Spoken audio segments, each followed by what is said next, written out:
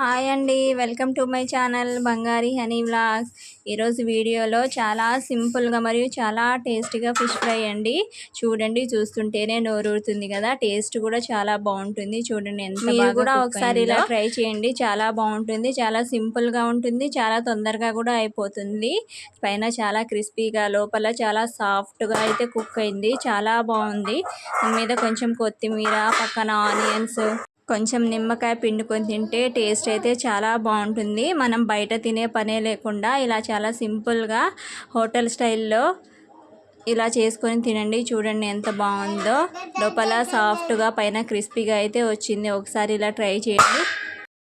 అది కూడా నేనైతే కొంచెం డిఫరెంట్గా చేశాను ఫ్రెండ్స్. అది మీరు కంప్లీట్గా వీడియో ఎక్కడ స్కిప్ చేయకుండా చూస్తేనే తెలుస్తుంది. ఇలా చేసుకొని తినండి, చాలా బాగుంటుంది. ఒకసారి ఈ ప్రాసెస్లో అయితే చేయండి. సింపుల్గా ఉంటుంది, చాలా టేస్టీగా అయితే ఉంటుంది. దీనికోసం అయితే మీరు ఏ ఫిష్ అయినా తీసుకోండి. ఫిష్ని తీసుకుని దాన్ని కొంచెం ఉప్పు, నిమ్మకాయతో అయితే వాష్ చేసుకుంటే మనం ఫిష్ స్మెల్ అయితే ఎక్కువ రాదండి.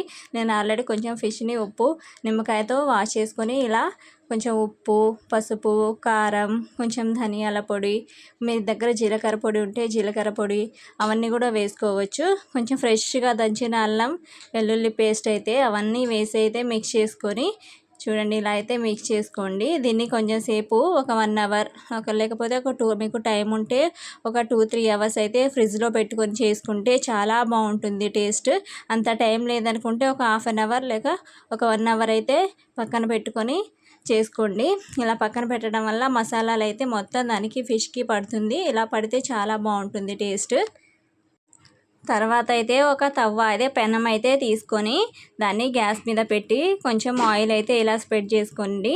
ఇలా కొంచెం ఆయిల్ మొత్తం తవ్వకి పట్టేటట్టుగా, అదే పెనానికి పట్టేటట్టుగా ఇలా స్ప్రెడ్ చేసుకొని మనం మసాలా మొత్తం పట్టించుకున్న ఫిష్ ఉంది కదా, ఇలా ఒక్కొక్కటి కొంచెం ఆ పెనానికి ఎంత పడితే అంత ఒక 3 to 4 అయితే ఇలా వేసుకొని అయితే వేయించుకోవాలి. చూడండి, ఇలా పెనం మీద చేస్తే టేస్ట్ అయితే చాలా బాగుంటుంది. అదే అండి తవ్వ ఫిష్ ఫ్రై. ఇలా తవ్వ మీద చేయడం కూడా చాలా బాగుంటుంది. దాని మీద కొంచెం ఇలా ఒక కరివేపాకు రెబ్బ అయితే వేయండి.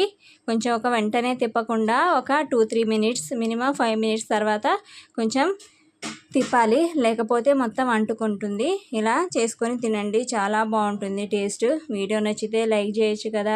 అలాగే ఫస్ట్ టైం నా ఛానల్ని ఎవరైనా చూస్తున్నట్లయితే ప్లీజ్ సబ్స్క్రైబ్ చేసుకోండి. చూడండి, ఒక 5 మినిట్స్ తర్వాత ఇలా అయితే తిప్పుకోండి.